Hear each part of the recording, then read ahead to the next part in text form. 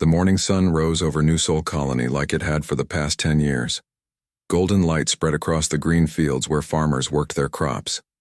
Children ran to school while their parents waved goodbye from small houses. It was a peaceful place, far from the big cities and busy worlds of human space. Governor Kim Tae-ho stood on his office balcony, drinking his morning coffee. He watched the farmers in the distance and smiled.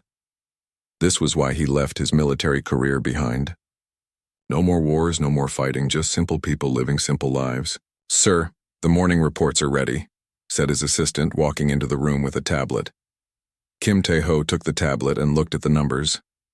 Crop yields were up 15% this season. The new water systems worked perfectly. Only 3 minor problems needed his attention today. Life was good on New Sol Colony. Down in the medical center, Dr. Park Min-ji checked on her patients. Mrs. Lee had recovered well from her surgery. The Chen twins were finally over their flu.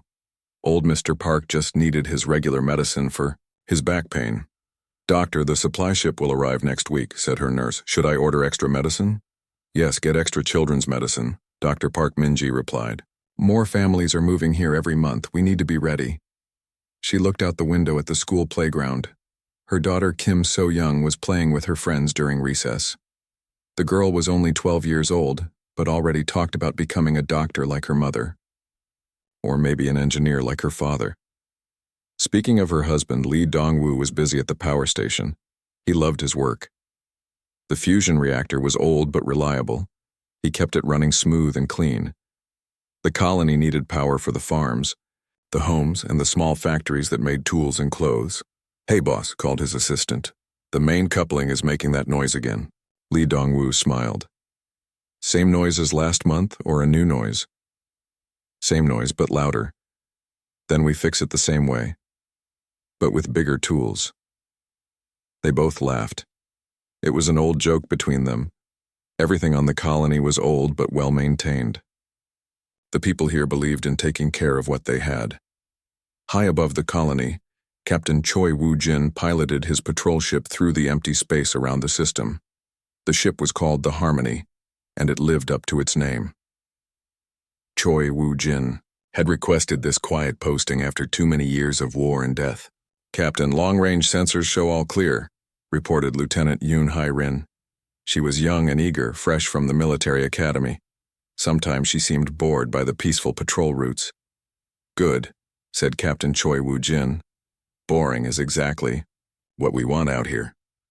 In the back of the ship, Sergeant Bae Kai-tae cleaned his weapons even though they hadn't been fired in months, old habits from his Marine days. He was a big, tough man who looked scary but had a soft heart for the colonists below. "Sir," Lieutenant Yoon Hai-rin said suddenly, "I'm getting some strange readings on the edge of the system." Captain Choi Woo-jin frowned. Strange readings usually meant space junk or sensor problems, but his military training told him to always check. "What kind of readings?" "Ships, sir. A lot of ships, but the signatures are wrong, not human." The bridge went quiet. Non-human ships this far into human space meant only one thing: trouble. "How many ships?" Captain Choi Woo-jin asked, his voice calm but serious. Lieutenant Yoon Hai-rin worked at her console trying to get better readings. "At least 50, sir. Maybe more. They're coming in fast." Sergeant Bae Kai-tae appeared on the bridge, carrying his rifle. "Captain, my gut says this is bad news." Captain Choi Woo-jin nodded. His gut said the same thing. He opened a channel to the colony below. "New Sol Control, this is Captain Choi Woo-jin. We have unknown ships approaching the system. Please alert Governor Kim Tae-ho immediately." Down on the colony, Governor Kim Tae-ho received the message. While eating lunch with his staff, his peaceful morning was about to end. "Unknown ships?" he asked the communications officer. "How many?" "Captain Choi says at least 50, sir. Non-human design." Governor Kim Tae-ho felt his old military instincts wake up. 50 alien ships didn't come to human colonies for friendly visits. He stood up and walked to the emergency command center that he hoped he would never have to use. "Send a message to all settlements. Emergency Protocol 7. Everyone should prepare for possible evacuation." The message went out across the colony's communication system. In homes and farms, People heard the emergency tone and felt their hearts sink. Many of them had come here to escape the dangers of the galaxy. Now danger had found them. Dr. Park Min-ji heard the message in her medical center. She immediately began preparing emergency supplies. If ships were coming, there might be wounded people who needed help. At the school, teachers gathered the children in the main hall. Kim So-young sat with her classmates, confused and scared. The teachers tried to keep everyone calm, but the children could feel the adults' fear. Lee Dong-woo received the message at the power station. He began the emergency shutdown procedures just in case. If the colony had to evacuate, the reactor needed to be safely shut down first. Back in space, the unknown ships were getting closer. Captain Choi Woo-jin could now see them clearly on his screens. They were big, dark ships with sharp edges and too many weapons. He had seen ships like these before, during the border wars. "Vorthak Empire," he said quietly. Lieutenant Yoon Hai-rin looked at him with wide eyes. Everyone in the military knew about the Vorthak. They were a warlike species that conquered other worlds for resources and slaves. But they had never come this far into human space before. "Sir, should we call for backup?" she asked. Captain Choi Woo-jin looked at his small patrol ship, then at the approaching fleet. The Harmony had light weapons and a small crew. The Vorthak fleet could destroy them without even slowing down. "Send a priority message to Human Defense Command. Tell them the Vorthak Empire has entered human space with a large fleet. Then contact the other patrol ships in this sector." But even as he gave the orders, Captain Choi Woo-jin knew help wouldn't arrive in time. The nearest human fleet was 3 days away. The colonists below had maybe 3 hours. The Vorthak fleet was now close enough to communicate. A harsh, alien voice came over the radio, speaking in broken human language. "Human colony, this is High Commander Vex Taller of the Vorthak Empire. Your system now belongs to us. Surrender immediately or face destruction." Governor Kim Tae-ho received the message and felt his blood run cold. He had studied the Vorthak during his military days. They were not known for mercy. "This is Governor Kim Tae-ho of New Seoul Colony. We are a peaceful agricultural settlement with no military value. Please leave us in peace." The alien voice laughed, a sound like breaking glass. "All human worlds have value as slave colonies. You have 1 hour to surrender all weapons and prepare for occupation. Resist and we will burn your world from orbit." Governor Kim Tae-ho closed the channel and looked at his staff. Every face showed the same expression. They all knew what was coming. The Vorthak Empire had found their quiet corner of the galaxy. The peaceful days of New Seoul Colony were about to end in fire and death. But none of them knew that this moment would change everything. The aliens thought they were attacking a weak farming colony. They had no idea they were about to wake a sleeping dragon. The hour countdown began. In homes across the colony, families held each other close. In the medical center, Dr. Park Min-ji prepared for the worst. At the power station, Lee Dong-woo made sure his daughter would be safe. In space, Captain Choi Woo-jin prepared his small ship for a fight he could not win.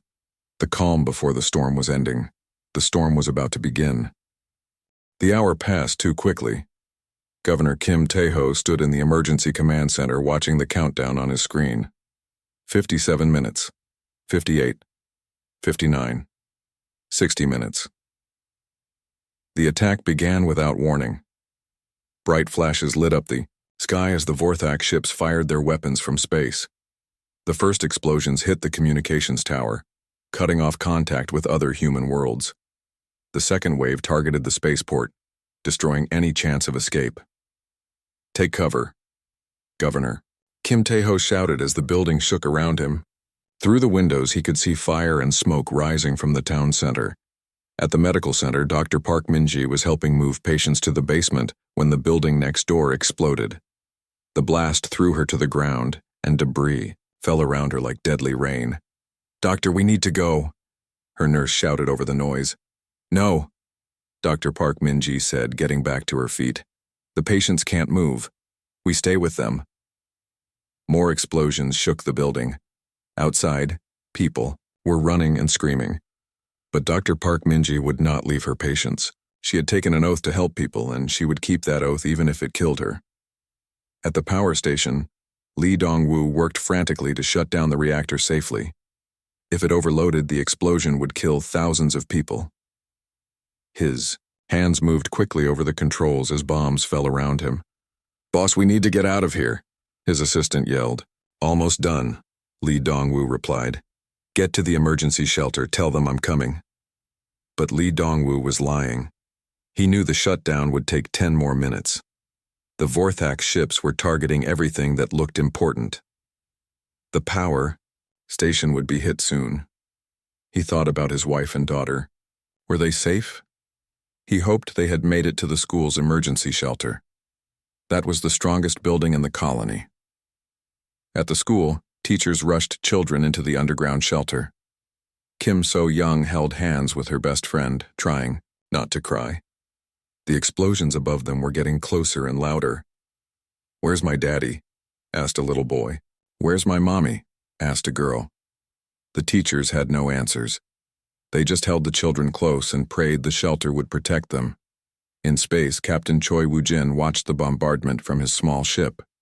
His hands gripped the controls, so tight his knuckles were white. He wanted to help, but his ship was too small to fight the entire Vorthak fleet. "Captain, we have to do something," Lieutenant Yoon Hyrin said. Tears ran down her face as she watched the colony burn. "We are doing something," Captain Choi Woo-jin replied. "We're staying alive to help the survivors. If we attack now, we die for nothing." Sergeant Bae Ki-tae stood behind them, his big hands clenched into fists. "Those are innocent people down there. Farmers. Children." "I know," Captain Choi Woo-jin said quietly. "I know." The bombardment continued for 2 hours. The Vorthak ships took their time, making sure to destroy everything. They hit homes, farms, schools, and hospitals. They wanted to make sure no human would ever live on this world again. Governor Kim Tae-ho died when his command center took a direct hit. He was trying to coordinate evacuations when the ceiling fell on him. His last words were orders to save. The children. Dr. Park Min-ji died 30 minutes later. A bomb hit the medical center while she was moving her last patient to safety. The patient lived. Dr. Park Min-ji did not. Lee Dong-woo finished the reactor shutdown just as the Vorthak ships found the power station. The explosion that killed him was small compared to what would have happened if the reactor had overloaded. His sacrifice saved thousands of lives. But Kim So-young didn't know about her parents yet. She was still in the school shelter with hundreds of other children, listening to the bombs fall above them. The shelter held. It was built to survive earthquakes and storms, and it survived the alien attack too. But when the bombing finally stopped and the children emerged, they found a world of ash and death. Kim So-young walked through the ruins, calling for her parents. She found their house, but it was just a pile of broken stone and metal. She found the medical center, but it was gone. She found the power station, but nothing was left except a crater. Captain Choi Woo-jin brought his ship down as soon as the Vorthak fleet moved on to attack other colonies. The Harmony landed in what used to be the main square, now just a field of rubble. "Medical supplies, food, blankets," he ordered his crew. "Find the survivors." They found Kim So-young sitting by the ruins of her house. She wasn't crying anymore. She just sat there, staring at nothing with empty eyes. Lieutenant Yoon Hyrin knelt beside the girl. "What's your name?" "Kim So-young," the girl whispered. "Where are my parents?" Lieutenant Yoon Hyrin looked at the ruins around them and felt her heart break. She had no answer for the child. They found other survivors in the shelters around. The colony. Teachers who had saved their students. Farmers who had hidden in their basements. Workers who had been lucky enough to be in the right place when the bombs fell. Out of 50,000 people, less than 3,000 had survived. The Vorthak attack had been perfectly planned and perfectly executed. They hit 12 human colonies, at the same time using the same tactics. Orbital bombardment, no warning, no mercy. As the survivors were loaded onto the Harmony, Captain Choi Woo-jin received a message from the Vorthak fleet. High Commander Vex Talar was broadcasting to the entire galaxy. "Let this be a lesson to all who oppose the Vorthak Empire," the alien voice said. "We have destroyed 12 human colonies today. 50 million humans are dead. Their worlds now belong to us." The message continued. "Humans are weak. They build farms instead of fortresses. They make art instead of weapons. They are not fit to rule planets. We will take what we want and they cannot stop us." Captain Choi Woo-jin turned off the message. He looked at the survivors on his ship. Children without parents. Parents without children. People who had lost everything they had ever loved. But the Vorthak had made a mistake. They thought destroying colonies would make humans afraid. They thought killing civilians would make humans surrender. They were wrong. The news reached Earth 3 days later. The president of the Human Federation read the reports in silence. 50 million dead. 12 colonies destroyed. Children bombed in their schools. The president called an emergency meeting of the Defense Council. Admiral Nam Jae-sung, the head of the Human Defense Force, sat at the big table with his senior officers. "Recommendations?" the president asked. Admiral Nam Jae-sung stood up. His face was calm, but his eyes burned with cold fire. "The Vorthak Empire has declared war on humanity by attacking our civilians. They have shown us what they think of our people, our children, our families." He paused and looked around the room. Every person there had the same expression, the same cold anger. "It's time to show them what we think of theirs." The president nodded. "What do you need?" "Everything," Admiral Nam Jae-sung said. "Every ship, every weapon, every soldier. The Vorthak think we are weak because we choose peace. They will learn that we are strong because we choose when to fight." On the transport ship carrying the survivors from New Seoul Colony, Kim So-young sat by a small window, looking out at the stars. She was only 12 years old, but she had aged years in a single day. Lieutenant Yoon Hai-rin sat beside her. "What are you thinking about?" Kim So-young didn't look away from the stars. "My parents. How they died trying to save people. How the aliens laughed when they burned our world." "And?" Lieutenant Yoon Hai-rin asked gently. Kim So-young finally looked at her. The girl's eyes held something new, something hard and bright and dangerous, and how I'm going to make them pay for what they did. The dragon was waking up, and it was very, very angry. 2 weeks after the attacks, the news had spread to every human world. 50 million dead. 12 colonies turned to ash. Children murdered in their schools. The images were on every screen, in every newspaper, in every conversation. Admiral Nam Jae-sung stood in the war room deep beneath Earth's surface. Around him, generals and admirals studied maps of Vorthak space. But these weren't ordinary military leaders. These were the people who had fought in the border wars, the ones who knew how to win ugly fights. "Status report," Admiral Nam Jae-sung said. General Oh Sung-min stepped forward. He was an old man with gray hair and scars on his face. "The Sleeping Dragon Protocol is active, sir. Every hidden shipyard is working around the clock. Every reserve fleet is coming online." Admiral Nam Jae-sung nodded. The Sleeping Dragon Protocol was humanity's greatest secret. For 20 years, they had been building ships and weapons in hidden places throughout human space. Not because they wanted war, but because they knew it might come. "How many ships?" Admiral Nam Jae-sung asked. 2,000 warships will be ready in 6 months, sir. 4,000 in 1 year. The room went quiet. Even the Vorthak Empire didn't have 4,000 warships. "What about the special weapons?" Admiral Nam Jae-sung asked.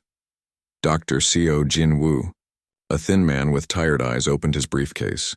Inside were data tablets with humanity's most dangerous secrets. "The planet crackers are ready for testing, sir. The Star Killers need 3 more months." Admiral Nam Jae-sung looked at the tablets. Weapons that could destroy entire worlds. Weapons that could make stars explode. Weapons that no civilized species should ever build. But the Vorthak had bombed children. Civilization was a luxury humanity could no longer afford. "Test them," Admiral Nam Jae-sung ordered. "Test them all." Meanwhile, Captain DragonHFY prepared for his mission. His ship, the Silent Fury, was painted black and covered with technology that made it invisible to most sensors. It was built for one purpose: to sneak into enemy space and cause trouble. "Navigation ready, Captain," reported Lieutenant Commander Han Bo-ram.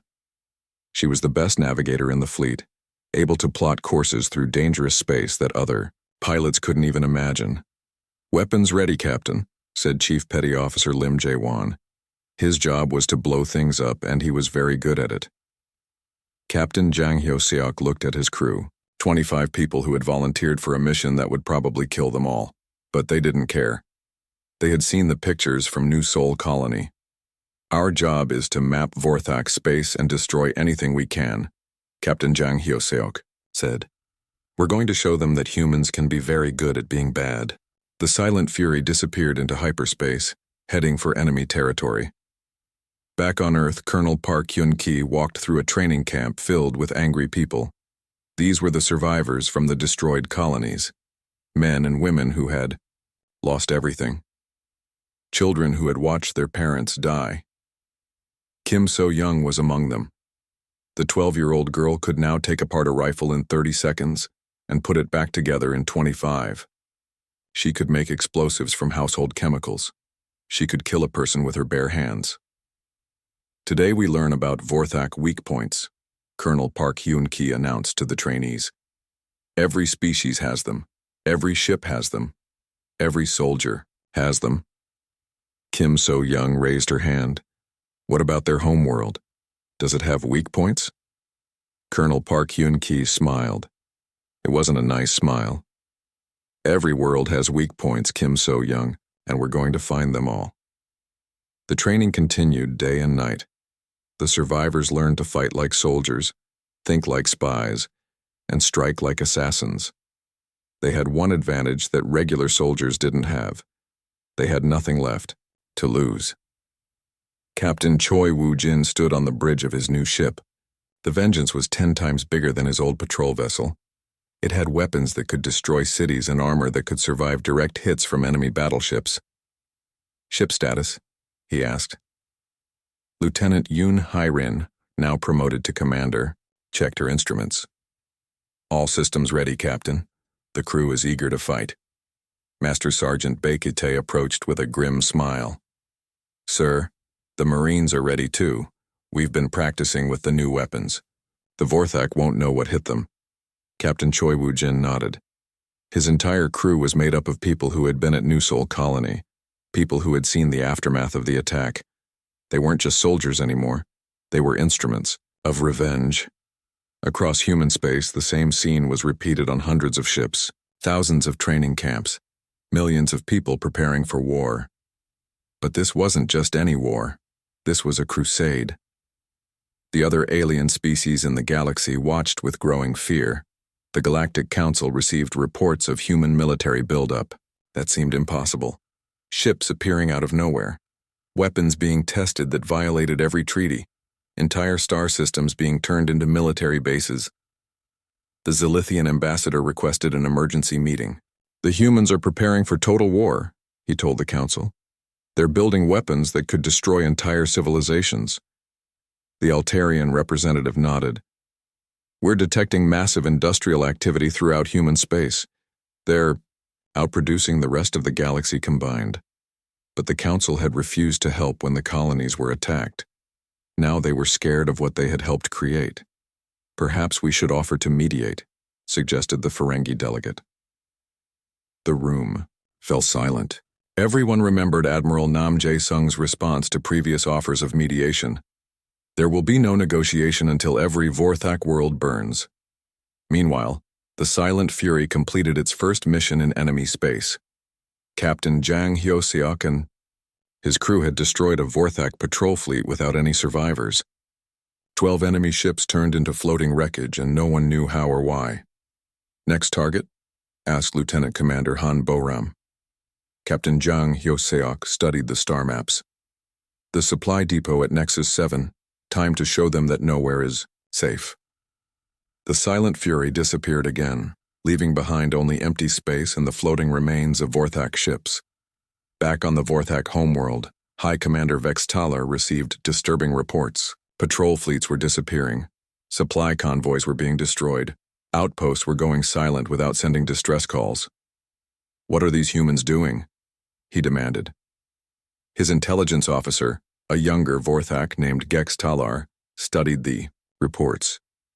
"They seem to be testing our defenses, sir, learning our patterns, mapping our territory." High Commander Vex Talar slammed his fist on the table. "They should be cowering in fear. We destroyed their colonies, we killed their children."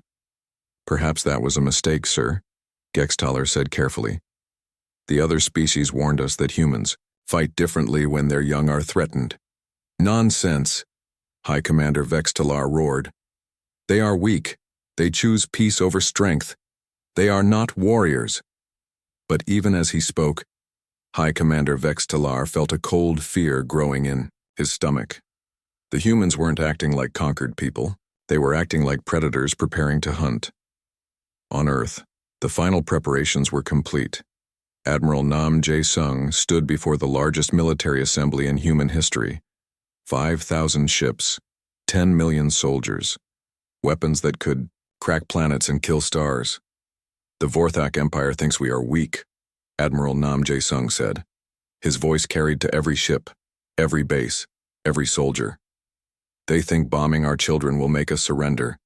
They think we will beg for mercy." He paused, and the silence was absolute. "They are about to learn that they have made the greatest mistake in galactic history. They didn't defeat us. They awakened us. They didn't conquer us. They taught us to hate." The cheers that followed could be heard on distant worlds. Today we go to war, not for territory, not for resources, not for glory. We go to war for our dead. We go to war for justice. We go to war to make sure this never happens again. The fleet began to move. 2,000 ships heading toward Vorthak space. Behind them, 2,000 more were being built. And behind those, the industrial might of humanity worked day and night to build even more. The dragon was no longer stirring. The dragon was awake. And it was time to burn everything that had hurt its children. Kim So-young, now 15 and trained as a Special Forces operative, stood on the deck of a transport ship heading for enemy space. Around her, other survivors prepared their weapons and checked their equipment. "Ready?" asked Colonel Park Hyun-ki. Kim So-young smiled. It was the same cold smile her trainer had taught her. "We've been ready for 3 years. Time to collect what they owe us." The galaxy was about to learn that humanity's greatest strength wasn't their technology or their numbers. It was their memory. And they remembered everything. The war began quietly. Vorthak patrol ships simply started disappearing. One day they were there, the next day they were gone. No distress calls, no wreckage, no survivors. Captain Jang Hyo-seok and the Silent Fury had been busy. In 6 months, his stealth ship had destroyed over 100 enemy vessels. They struck like ghosts, appearing from nowhere, destroying everything, then vanishing back into space. "Another convoy destroyed," reported Chief Petty Officer Lim Jae-won. "That's the 3rd one this week." "Good," Captain Jang Hyo-seok said. "Let them know that humans can be everywhere and nowhere at the same time." But the stealth attacks were just the beginning. The real war started when Fleet Admiral Kwon Tae-young arrived at the edge of Vorthak space with 500 warships. The Battle of Kepler Station lasted 6 hours. The Vorthak defenders had expected maybe 50 human ships. They faced 10 times that number. "All ships commence attack," Fleet Admiral Kwon Tae-young ordered. The human fleet opened fire with weapons the Vorthak had never seen before. Plasma cannons that could cut through the strongest armor. Missile swarms that could track targets across entire star systems. Energy weapons that turned enemy ships into clouds of glowing gas. The Vorthak fought back, but they were overwhelmed. Their ships were built for conquering weaker enemies, not fighting a peer opponent. And the humans weren't fighting like a peer opponent. They were fighting like an angry god. "Sir, the enemy fleet is retreating," reported the tactical officer.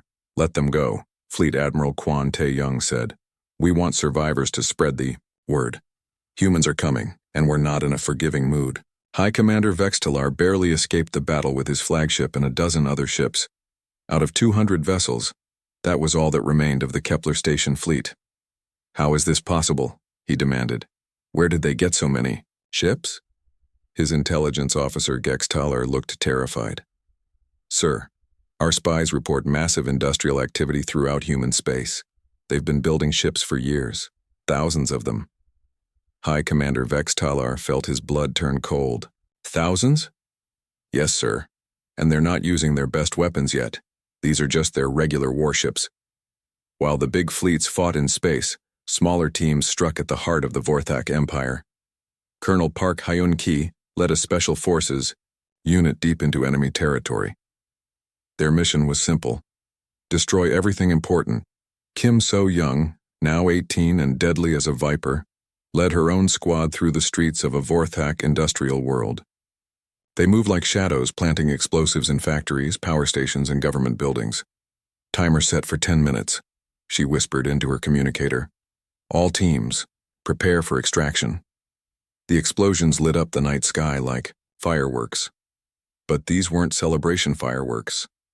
They were the funeral pyre of the Vorthak war machine. Dr. Seo Jin-woo watched the test of his latest weapon from a safe distance of 3 solar systems. The planet cracker fired a single beam. At an uninhabited world, the planet cracked like an egg, then exploded into 1 billion pieces. Power output nominal, he reported to Admiral Nam Jae-sung. The weapon works as designed. Admiral Nam Jae-sung nodded grimly. How many do we have? 50 planet crackers ready for deployment, sir. The Star Killers will be ready next month. Good. It's time to show the Vorthak what happens when you bomb human children. The attack on the Vorthak industrial worlds began at dawn. Commodore Choi Woo-jin led a fleet of planet crackers to 12 different worlds. These weren't random targets. These were the worlds that built the ships and weapons used to attack human colonies. Target confirmed, reported Commander Yoon Hai-rin. Industrial world Zexthaler. Population 50 million Vorthak. Commodore Choi Woo-jin thought about the 50 million humans who had died at New Sol Colony and the other destroyed worlds. Fire. The planet cracker beam struck the world's surface. The crust split open, revealing the molten core beneath. 50 million Vorthak died in less than a minute. Next target, Commodore Choi Woo-jin ordered. The same scene played out at 11. Other worlds. Entire planets cracked open like nuts. Billions of Vorthak died in a single day. The industrial heart of their empire was ripped out and burned to ash. The galaxy watched in horror as the humans did the impossible. They weren't just winning a war. They were committing genocide with industrial efficiency. The Galactic Council called an emergency session. Representatives from dozens of species gathered to discuss the human war machine. They've destroyed 12 worlds in one day, the Altarian delegate said, his voice shaking. 12 entire planets. Gone. The humans have become monsters, whispered the Ferengi representative. They're worse than the Vorthak ever were. But the Zilithian ambassador stood up and spoke with a cold voice. The Vorthak bombed human children. They started this war.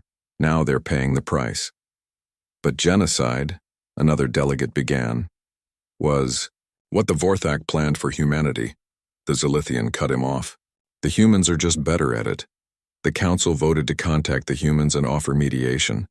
Admiral Nam Jae-sung's response was broadcast to the entire galaxy. You watched them bomb our colonies. You called it a border dispute. You refused to help when children were burning. Now you want to save them? The dragon is awake and dragons remember everything. High Commander Vextaler received reports of the destroyed worlds while hiding in a bunker on the Vorthak homeworld. Half his empire was gone. His fleets were scattered or destroyed. His people were fleeing to the edges of known space. Sir, we must surrender, Gextaler pleaded. The humans will kill us all if we don't. Never, High Commander Vextalar roared. We are Vorthak. We do not surrender to inferior species. But even as he spoke, he could hear the fear in his own voice. The humans weren't acting like an inferior species. They were acting like the apex predator of the galaxy. Captain Kim So-young stood on the bridge of her new ship, the New Soul's Revenge. She was 21 now, a full captain with her own command. Her crew were all survivors from the destroyed colonies. They had trained together, fought together, and sworn together to make the Vorthak pay. "Captain, we're approaching the target," her tactical officer reported. Through the view screen, Kim So-young could see the Vorthak homeworld, the planet where High Commander Vextaler lived, the planet where the orders had been given to bomb human children. "All ships, this is Captain Kim So-young. Today we finish what they started. Today we make them pay for every child they murdered. Today we show the galaxy that humans protect their own." Around her ship, 100 other vessels moved into attack position. These weren't just warships. These were monuments to human anger built from the wreckage of destroyed colonies and crewed by people who had lost everything. "Begin the attack," Kim So-young ordered. The final battle for the Vorthak homeworld began with a rain of fire from the sky. Human ships unleashed everything they had built over the past 3 years. Planet crackers, star killers, weapons that turned matter into energy and energy into death. But they didn't target military sites. They targeted the places where Vorthak children lived. The schools, the hospitals, the playgrounds. "An eye for an eye," Kim So-young whispered, as she watched the fires spread across the planet below. "A child for a child." High Commander Vextalar's bunker shook as explosions rained down from above. His communications were dead. His fleets were destroyed. His empire was burning around him. "Sir, the humans are demanding your personal surrender," Vextalar reported. "They want to broadcast it to the entire galaxy." High Commander Vextalar looked at the screens showing his dying world. For the first time in his life, he understood true fear. "What do they want?" he asked. The answer came directly from Captain Kim So-young herself. "We want you to know what it feels like to watch your children burn.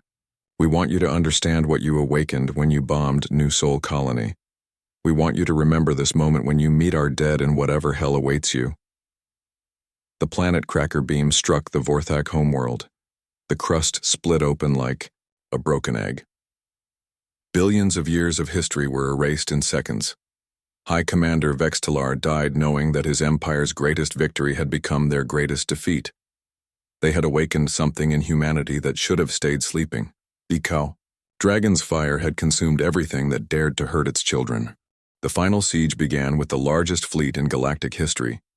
Fleet Admiral Quan Tae-young commanded 2,000 human warships as they approached the last Vorthak stronghold. Behind them came supply ships, troop transports, and the massive, planet killer vessels that had already destroyed a dozen worlds. "All ships report ready, Admiral," his communications officer announced.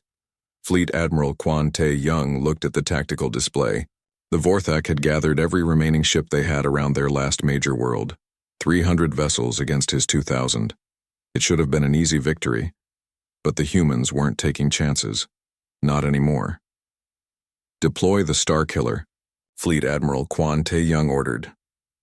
The massive weapon emerged from hyperspace like a metal moon. Dr. Seo Jinwoo's greatest creation was the size of a small city and carried enough firepower to destroy a solar system.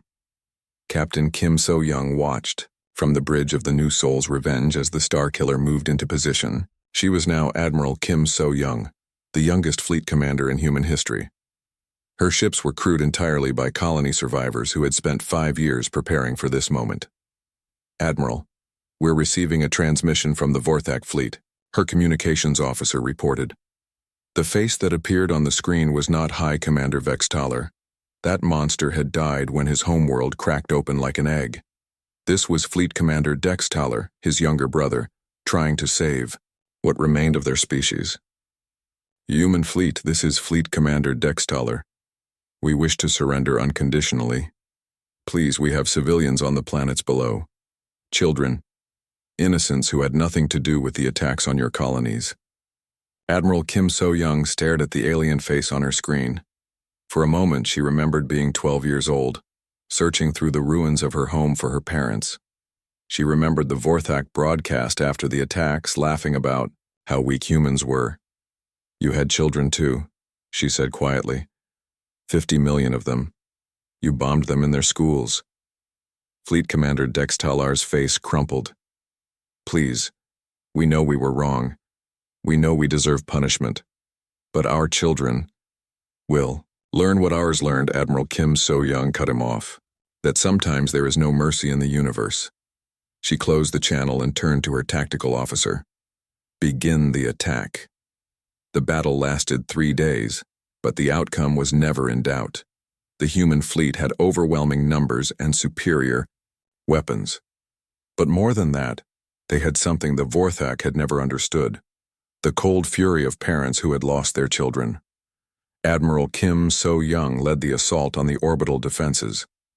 Her ship danced through enemy fire like it was choreographed, striking with precision and moving with deadly grace. Behind her, the other colony survivors fought with the same lethal efficiency. They had trained for this moment for 5 years. Every tactic, every weakness, every way to make their enemies suffer. Commodore Choi Woo-jin, now commanding a squadron of planet crackers, dueled with the last Vorthak dreadnought. The enemy ship was twice the size of his vessel, but it didn't matter. The Vengeance had been built by people who remembered New Sol Colony. Target their engines, he ordered Master Sergeant Bae Kite, who now served as his weapons officer. With pleasure, sir, Bae Kite replied. The planet cracker beam sliced through the Vorthak ship. Like a knife through paper, the massive vessel broke apart, spilling atmosphere and debris into space. Another one down, Bae Kite reported. That's the last of their capital ships. But Commodore Choi Woo-jin wasn't finished. He opened a channel to the dying ship. This is for Governor Kim Tae-ho, he said as he fired again, and Dr. Park Min-ji, and Lee Dong-woo, and all the others you murdered. The Vorthak dreadnought exploded in a ball of fire that could be seen from the planet's surface. On the ground, Colonel Park Hyun-ki led the final assault on the Vorthak command center. His special forces moved through the alien city like ghosts, striking at key targets and disappearing before the enemy could respond. Objective secured, he reported as his team captured the planetary governor. All Vorthak leadership is in custody, but there would be no trials, no prisoners, no mercy. The humans had learned their lesson from the Vorthak themselves. Sometimes, to prevent future wars, you had to make sure your enemies couldn't fight them. The last Vorthak ships were destroyed. Fleet Admiral Kwon Tae-young gave the final order: deploy the Starkiller, target the system's sun. Dr. Seo Jin-woo's ultimate weapon moved into position. The massive device had one purpose: to make stars go supernova, to turn solar systems into funeral pyres that could be seen across the galaxy. Weapon charged and ready, reported the Starkiller's commander. Fleet Admiral Kwon Tae-young thought about the 50 million humans who had died in the colony attacks. He thought about the children who had been bombed in their schools. He thought about the message this would send to the rest of the galaxy. Fire. The Starkiller beam struck the Vorthak sun. For a moment, nothing seemed to happen. Then the star began to swell, growing brighter and larger as its nuclear reactions went out of control. All ships, emergency hyperspace jump, Fleet Admiral Kwon Tae-young ordered. Full retreat to minimum safe distance. The human fleet disappeared into hyperspace just as the star exploded. The supernova destroyed everything in the system. Planets, moons, asteroids, and the last remnants of the Vorthak Empire were consumed in a ball of fire that expanded at the speed of light. The explosion could be seen from 100 light-years away. Every species in the galaxy watched as an entire solar system died in nuclear fire. The message was clear: this is what happens when you harm human children. 10 years later, the galaxy was at peace, not because species had learned to love each other, but because they had learned to fear humanity. Admiral Kim So-young stood in her office aboard New Sol Station, built in orbit around the planet that had replaced her destroyed homeworld. Through her window, she could see construction ships building new colonies and farms. The human population had tripled since the war. Former Vorthak territory now belonged to humanity, and refugees from dozens of other worlds had come seeking the protection that only humans could provide. A young officer approached her desk. Admiral, the Galactic Council is requesting another meeting about the defense treaties. Admiral Kim So-young smiled. It wasn't a cruel smile anymore. Time had Healed some of the wounds, though the scars remained. Tell them the same thing we always tell them, she said. Human colonies are sacred ground. Anyone who attacks our civilians will face total retaliation. No exceptions, no mercy. The officer nodded and left. Admiral Kim So-young returned to her paperwork, but paused when she saw a report from the exploration fleets. Humanity was expanding again. New worlds were being settled. Children were being born under alien suns. The species that had almost been enslaved was now the dominant power in the galaxy. But they remembered their lessons. Every human ship carried weapons that could crack planets. Every human world had defenses that could stop entire fleets. Every human child learned the story of New Sol Colony and the price of attacking innocent people. In the depths of human space, massive shipyards worked continuously. Building new ships, better weapons, stronger defenses. The Dragon might be sleeping again, but it was dreaming of fire. The galaxy had learned the most important lesson about humanity. They were capable of both infinite mercy and absolute vengeance. They could build the most beautiful gardens or burn entire star systems to ash. The choice of which you saw depended entirely on how you treated their children. Admiral Kim So-young picked up a small photograph from her desk. It showed her parents, Governor Kim Tae-ho, Dr. Park Min-ji, and Lee Dong-woo, smiling on a sunny day before the war, before the bombs, before the Dragon woke up. "We kept our promise," she whispered to the picture. "We made them pay, and we made sure it will never happen again." Outside her window, human children played in the station's parks while their parents worked and dreamed of the future. They were safe now, protected by the most powerful military force in galactic history, protected by the Dragon that their enemies had awakened. The universe was vast and full of wonders, but it was also full of predators and monsters. And now it knew which species was the apex predator. Humanity had learned to dance. And when dragons dance, worlds burn. But when dragons sleep, gardens grow. The choice was always up to those who disturbed their rest. The end. They thought we were weak because we chose peace. They learned we were strong because we chose when to fight. Never again will anyone mistake human mercy for human weakness. Admiral Kim So-young. Final address to the Galactic Council.